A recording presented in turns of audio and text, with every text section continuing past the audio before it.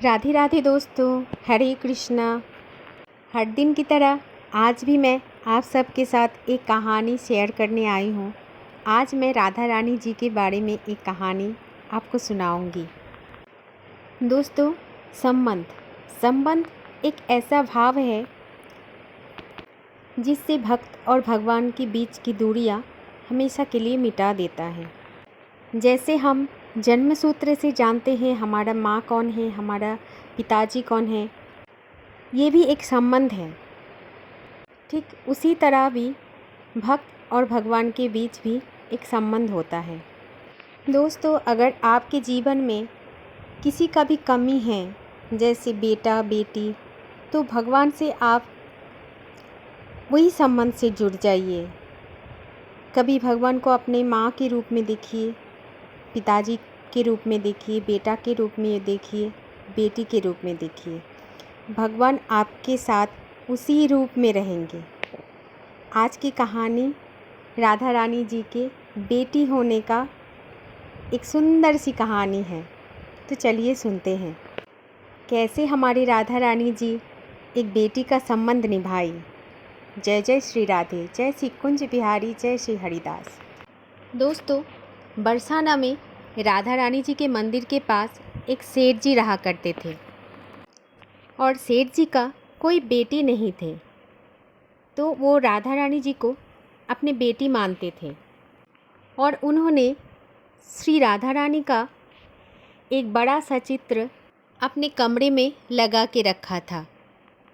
और सेठ जी को जब भी समय मिलता था, आप बोल सकते थे कि रोज़ शाम के टाइम राधा रानी जी से वो अपनी मन की बातें किया करते थे। पूरे दिन में क्या हुआ क्या ना हुआ, ये सब कुछ राधा रानी जी से वो सेठ जी शेयर करते थे। वो बोलते हैं ना कि मन की हर एक भाव को राधा रानी जी के पास, राधा रानी जी के चरणों में रख देते थे और सेठ जी को अपनी हर बात बताने में बहुत ही आनंद आता था। सेठ जी को राधा रानी जी से ऐसी लगन लग गई थी, जब भी वो घर के काम से बाहर निकलते थे तो राधा रानी जी को भोग लगाने के बाद ही निकलते थे। उसके बाद प्रसाद पाकर ही बाहर जाते थे। फिर जब शाम को घर लौटते तो राधा जी को पहले प्रणाम करते, फिर भोग लगाकर वही प्रसाद ग्रहण करते थे और हर एक दिन का दिनचर्या अपने राधा बेटी से बोलते थे और हर समय श्री राधा रानी जी का ही नाम जप करते रहते थे और हर वक्त हर समय प्रसन्न रहा करते थे। ऐसा भी था कि सेठ जी को अगर कोई पूछता था कि आपके कितने बच्चे हैं, तो सेठ जी खुशी खुशी बताते थे कि उनके 3 बेटे, 3 बहू और 1 बेटी राधा है। ऐसे दिन गुजर जा रहा था सेठ जी का। एक दिन हुआ यूँ कि एक चूड़ी पहनाने वाली सेठ जी के घर आए थे। फिर तीनों बहू ने जाकर अच्छे अच्छे चूड़ियाँ वो चूड़ी वाले से पहन लिया था। तब इसी राधा रानी जी को लगा कि आज मेरे पिता के घर में कोई चूड़ी पहनाने वाले आए, तो क्यों ना आज मैं भी चूड़ी पहन लूँ। जैसे तीनों बहुएं ने चूड़ी पहना, वैसे ही श्री राधा रानी जी जाकर वो चूड़ी वाले से बोला, मुझे भी चूड़ी पहना दो ना। फिर राधा जी एक किशोरी के रूप में जाकर चूड़ी वाले के पास बैठ गए और चूड़ियाँ पहन लिया। चूड़ी वाले तो श्री राधा रानी जी का मुख देख के ही भावुक हो गए। इतना तेज, इतना सुंदर किशोरी कभी नहीं देखा था उन्होंने। फिर राधा जी ने बोला कि मुझे भी चूड़ी पहना दो, तो चूड़ी वाले समझा है ये इतना सुंदर और सुशील किशोरी शायद ये सेठ जी का बेटी है। ये सोचकर चूड़ी वाले ने श्री राधा रानी जी को चूड़ी पहना दिया। फिर श्री राधा रानी जी चूड़ियाँ पहन के अपने घर में जाके अंतर्ध्यान हो गई। इधर सभी को चूड़ियाँ पहना के हमेशा की तरह वो चूड़ी वाले सेठ जी के पास चले गए पैसे लेने के लिए। फिर वो चूड़ी वाले को देखते ही सेठ जी ने बोला, ये लीजिए आपकी चूड़ियों का पैसा। तब चूड़ी वाले ने बोला, सेठ जी इस बार मैं ज़्यादा पैसा लूँगी। तो सेठ जी ने पूछा, क्यों?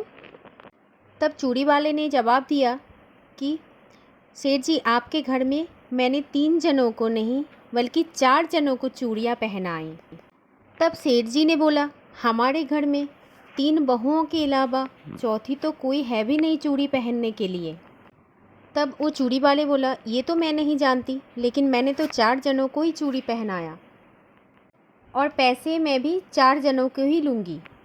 चूड़ी वाले के ये बातें सुनकर सेठ जी ने बोला, अभी ये 3 जन की चूड़ियों का दाम आप ले लो और बाकी 1 जन की चूड़ियों का दाम मैं घर जाके सबसे पूछ के उसके बाद आपको दे के आऊँगा।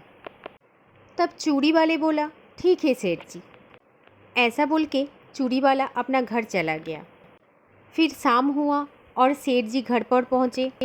फिर उन्होंने घर में वो चूड़ी वाले के बारे में पूछा तो सभी बहू ने बोला कि केवल हम तीनों ने ही चूड़ी पहनी।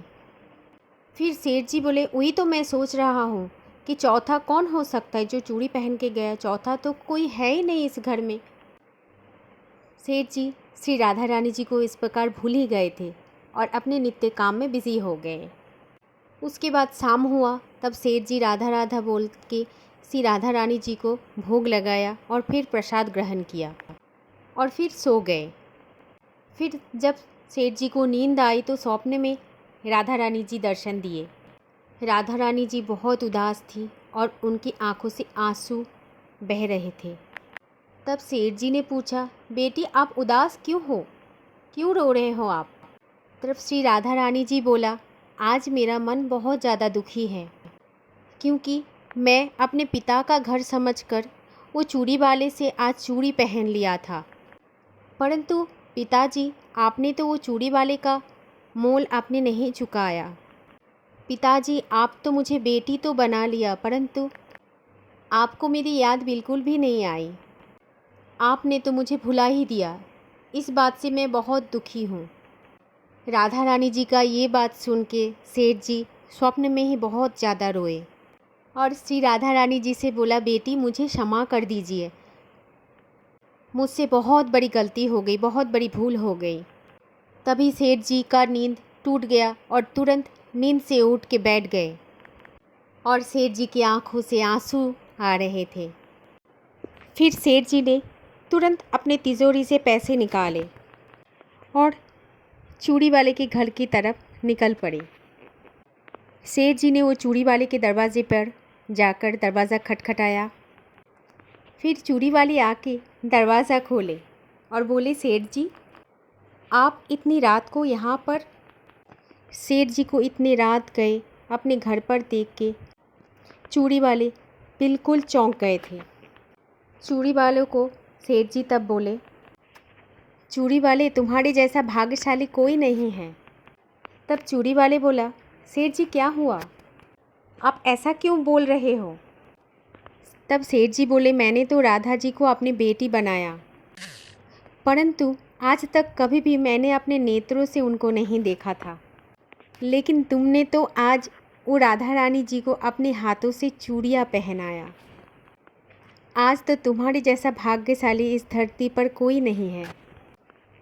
चूड़ी वाले, मैं तुम्हें अपनी पुत्री की पहनी हुई चूड़ियों का मोल चुकाने के लिए आया हूँ।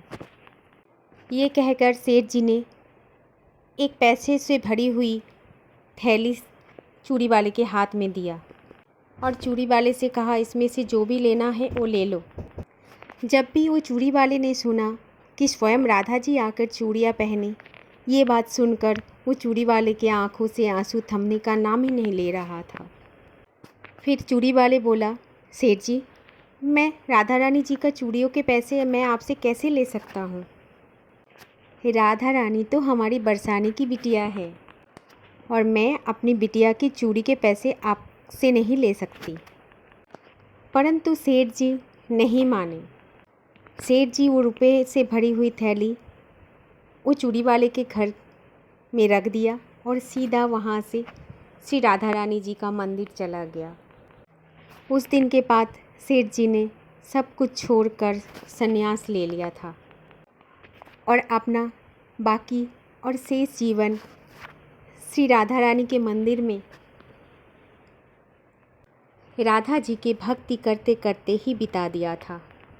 जय जय श्री राधे। तो ऐसे ही भगवान और भक्त के बीच में कोई ना कोई संबंध बन ही जाता है, कभी पुत्र के रूप में, कभी पुत्री के रूप में, कभी माँ के रूप में, भाई के रूप में, बहन के रूप में, किसी भी रूप में। अगर आपके जीवन में किसी भी रूप में आप भगवान को बुलाओ तो स्वयं आपके साथ वही रूप में वो आपके साथ हमेशा खड़ा रहता है। बस आपको अपने मन के विश्वास को जागृत करना चाहिए। जिस दिन आपके मन की विश्वास जागृत हो जाएगा उस दिन से भगवान और भक्त के बीच में कोई दूरी नहीं रहेगा। जय जय श्री राधे। हरे कृष्णा। जय श्री कुंज बिहारी। जय श्री हरिदास।